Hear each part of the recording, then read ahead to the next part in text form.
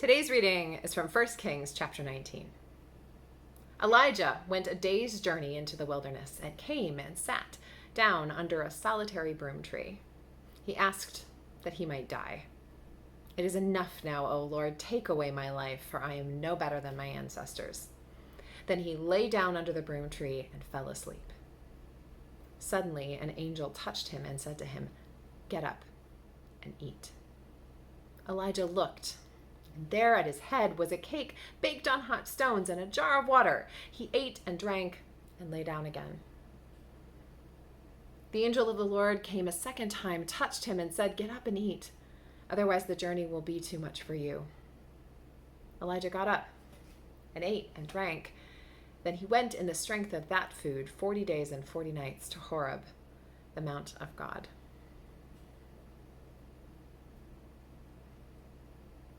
In the comedy movie Office Space, office culture is absolutely lampooned. Nothing is sacred. Everything from the memos and the forms that exist for their own sake and waste everyone's time to the cathartic scene where the copy machine is hauled out onto a field and beaten with baseball bats by the staff who have grown to loathe it. To the point in the movie when the guy who's always getting picked on finally burns the place to the ground. All of it is on display, both the real and the fantasy. In the movie, there is no work-life balance. The life and free time of the main character, Peter, are constantly overtaken by a smarmy boss who has no boundaries, who demands that he come in to work on Saturdays and Sundays, all to do work that feels completely unimportant. One of his co-workers, who is never asked to come in on the weekends, patronizingly comes over to his desk and says, "Looks like somebody's got a case of the Mondays." And it's the audience who realizes that Peter always has a case of the Mondays because he never gets a break. Eventually, Peter finds a way out and ends up in a job that gives him a sense of calling and satisfaction. Importantly, it's a job that works with the rhythm of his life and allows him time to rest. It's his riding off into the sunset moment. For those of us who are not on the agricultural schedule, summer is a time of rest. But in this community, it's also a time of preparation for the academic year. If you're a student, you're probably working or studying or on an internship. If you're a parent, school supplies went on sale 2 months ago, and where were you? Now's the time for gardening and outdoor projects, and it feels like time is on my side, but I am noticing that some leaves are already starting to change their color. Recognizing that it is already August, it's entirely possible to feel totally behind while also attempting to find those last bits of moments to take the rest that we all know we need. There's so much to do, but we all know that it will be even busier in a few short weeks. It feels like every minute needs to count towards something. But that's not how life works, and it's not how God envisions our lives to work. Our God is the God who instituted the Sabbath, which you might remember is right up there in the 10 Commandments with not killing people. Life is a rhythm of work and rest, and that rest can mean sleep or creative activity that is truly restorative, even if it serves no other purpose, or a walk out in nature. But rest is a necessity, not a luxury. As a musician and a music teacher, I'm well aware of all the articles that justify music education as something we should invest in because it is associated with higher math and reading skills. But the truth is, art is just pretty. It makes life better. It's part of being human. Art is worth doing for its own sake because it makes life worthwhile, just as life is far more worthwhile if we're not burned out and only managing to get through the day on 16 cups of coffee.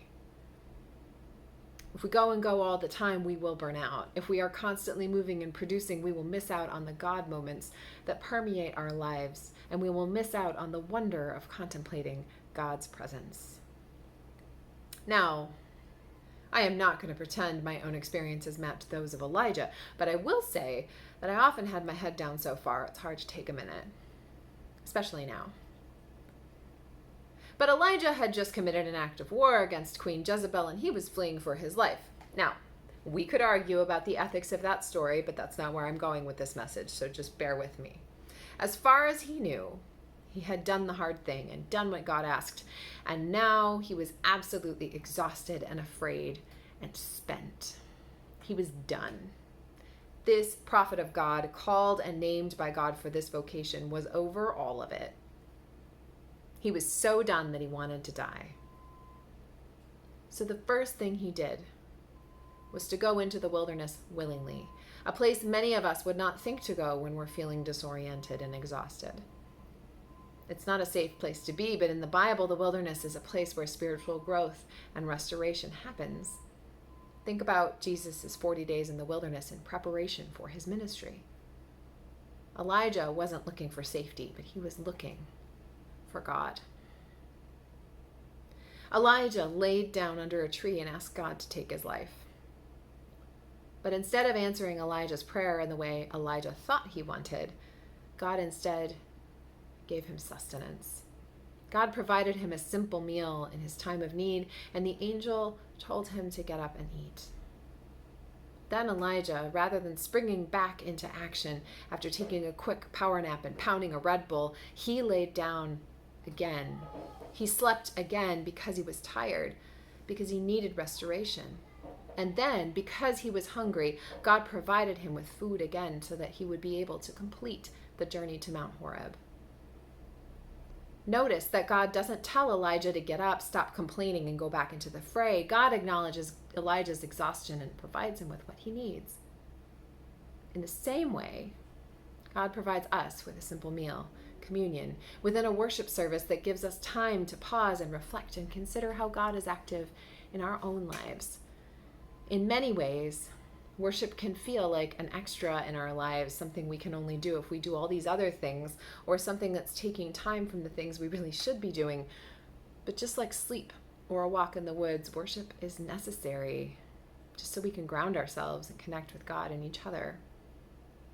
It's important just because it is part of the rhythm of our lives, not because it produces anything or increases our own productivity. In this service, in this time, we connect, we pause, we reflect, and we are fed. All of these things are essential to our lives and to our humanity. Rest is part of the rhythm of our lives, especially when we've been going and going. For those of you who will be starting term in a few weeks, have you taken time this summer just to be? This year, in many ways, will be even more difficult than last year because we're going to be dealing with COVID as it takes twists and turns, and the uncertainty we feel will be more disorienting than just knowing where we stand. But in the midst of all of this uncertainty, in the midst of a time that feels busier than ever, God calls us to stop and rest. And God feeds us with the bread of life, not because we deserve it, not because we've earned it, but just because we need it. Amen.